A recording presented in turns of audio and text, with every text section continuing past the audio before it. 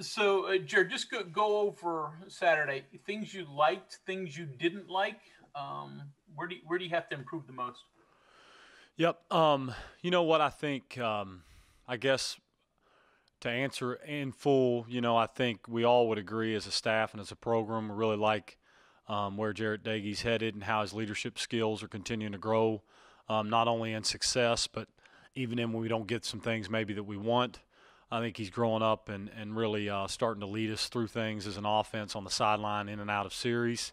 And he played at a high level. Our offensive line, to throw it as many times as we did, we talked as a staff and really impressed with how they grinded out and handled us throwing it 50 some odd times. We found over 30 completions in a Big 12 game and snapped the ball over 80 times. Only had one procedure penalty, I think. So all those things point to things that we've really harped on and improved on.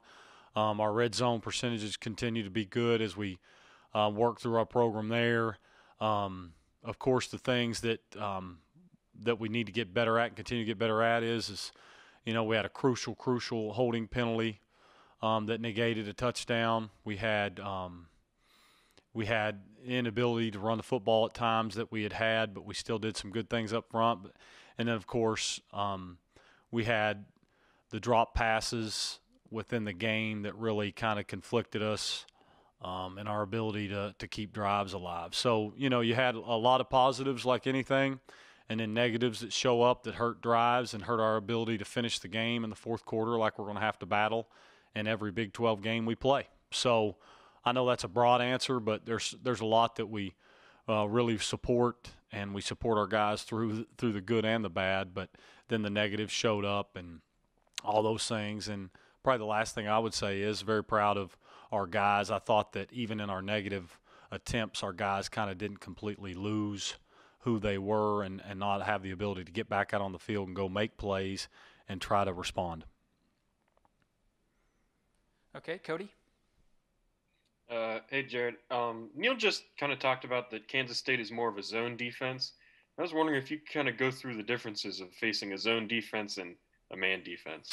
Well, good question. You know what? From my basketball background and the days of playing basketball, the old adage when I started to learn how to play is in man games, when you get in man defense, you have to knife and attack man defenses through those, and then in zones you have gaps, and you got to attack gaps. So there's seams and gaps, and I think it's similar in football. We in a man game or in man opportunities, whether it be on third down or different things, those things have to be attacked differently, and different routes have to be used to do so. And then in a zone game, you have to attack pieces of grass on the field, so to speak, which Coach Brown likes to use that term. I like it a lot, So I just think you're talking about in a man game a different approach where you attack it vertically and laterally and have to use different route combos to create some rubs and help.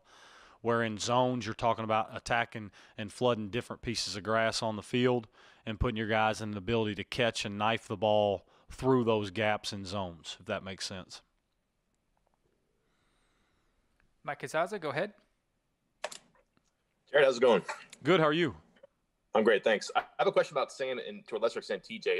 Neil mentioned that TJ missed for the injury. I don't know if he's going to be back yet, but Sam has played the slot a lot the last two games, coinciding with TJ missing time.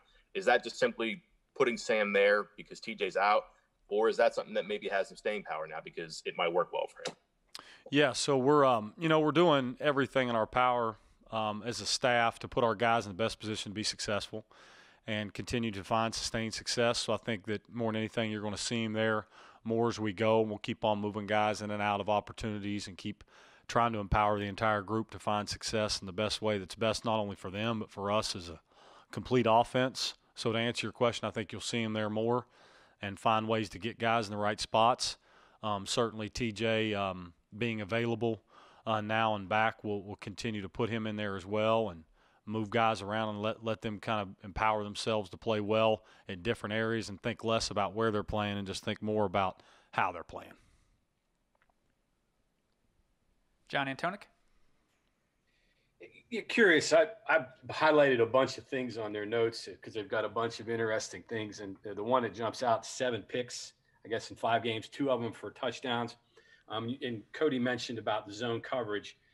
Neil said a lot of pressure up front's causing that, but are there maybe mirages there where you think you've got an area where a quarterback's throwing it and they're there? Is that what you're seeing with some of these picks that they're getting? Yeah, I think a couple of them are just unfortunate luck too. You got to be real with it. I think he had a tip ball on an RPO glance that you're like, nah, shucks. You had a defensive lineman fall out of the front on a screen. A couple of them they had it, and then a couple of them are bad decisions. So anytime you see those, some of them you got to chalk up to the truth, and some of them are like, yeah. And then, of course, other ones are some stuff where maybe we hold on to a little bit long and maybe shouldn't have tried to force it into a zone window like you guys were talking about that closes up a little bit and creates a little bit of a look of maybe there's a window. And usually if you say maybe there's a window, it's usually not. So, it's a little bit of both, and I think he's clearly in the last two games, he's starting to understand that better and is really playing his best football as we go now. Real quick, what jumps out at you? What they do defensively that jumps out at you that really hits you right immediately? I would say this. I would say the entire staff would answer this. And what better compliment can you give to a group or a staff or an opponent you're playing is they play extremely hard. They know where to line up. They know what their assignments are, and they all converge to the ball in a hurry. I mean, what better compliment is that? I mean, I told the guys in the deal, being in the Big Ten as long as I was for a while, it just reminds me of a good, solid Big Ten defense. Hard-nosed, line up for you, play a front that doesn't change all that much. They know where they're going to be, you know where they're going to be, and it's still really hard to gain yards. So that's what shows up when you watch them and start to put together a plan to attack them. Kevin Kinder. Coach Brown has mentioned Letty's usage rate, ideally 22 to 24 or so touches per game. How far past that can you go, like in any one game, if circumstances dictate, before it starts to be a problem? And secondly, of your backups available, are there some people that might work in different things, different situations, just because they have different strengths to do what you're trying to do that week? Yeah, good question. I think, I obviously we all agree. It's tough. It is a hard thing to do to run the football at a high level like Letty and our backs are doing, and to get hit because every time you hand the football to them, they're getting hit. And so you want to be careful about how many of those that he takes. He's in a highly conflicted position because in pass pro he's having to do the same thing. So he's getting hit a bunch, and you got to make sure that you're making sure those hits kind of come from different places and not just blunt hits straight ahead. You want to try to make sure you're doing good for him to get him to the right people where he sees them coming. So I think that's our job. And then the number is kind of a tough thing to gauge, depending on the game and where we're at. Does it get to a 4-minute deal? Does it not get to a 4-minute type feel? And all those things. So I think to answer your question fairly, it really just depends on the push of the game and where we're at and how we got to finish it. And then, of course, absolutely, I think that anytime you put yourself in a position to use all the pieces of the puzzle we have on offense to give our guys the best chance of being successful, run, pass, or what a guy does better, maybe catching it or blocking, all those things are always go into consideration. We'll take these last two questions. Go ahead, Mike. Just getting back to the receivers, Jared, how has Sam graded or performed in the slot? And then also the players who were behind him at outside who were moved up now as a result. And then relative to whether man or zone, you have guys who run some option routes or they have a read to make. And it seems like more often than not, they're getting open, which man or zone is pretty important too. How well they've done on just seeing something and making the right read. Yeah, so I think you kind of cut out there on the first part of the question. It was about Sam, but I'll try to answer the rest of them, make sure I get to it. I think Sam is doing a good job playing multiple places. I think the outside guys that are moving up, we finally get, you're going to see last week you saw, I think, 8 receivers again. To be fair to the question, we'll play multiple guys again this week. We'll continue to push our guys and build morale and play at a higher level and do what we all want our guys to do and what they want to do. And I think moving them around and continue to challenge them is the only way we do that. And obviously creating a culture that allows them to know we're going to believe in them regardless of result. And Greg Hunter. So, Jared, on the outside, your stops in terms of your coaching stops in recent years seem to have different offensive philosophy from Purdue, Wake, Penn State. Is Neil's vastly different? Are each of those different, or are there a lot more similarities than we realize?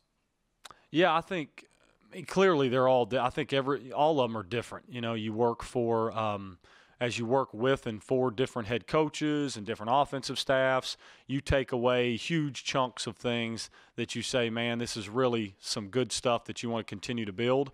So I think that every walk of life has kind of given us a good feel for what you want to be and notes you take when you ever get in a position of being either a coordinator or a head coach, hopefully one day. And I think those things kind of build it.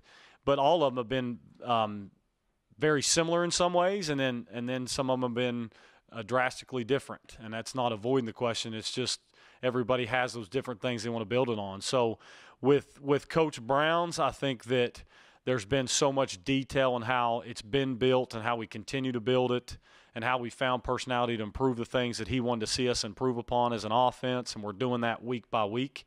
So that part's been really good. To see us build together and take what he had already built. So it's been just a really cool growing process every stop along the way, and just hoping to keep building it.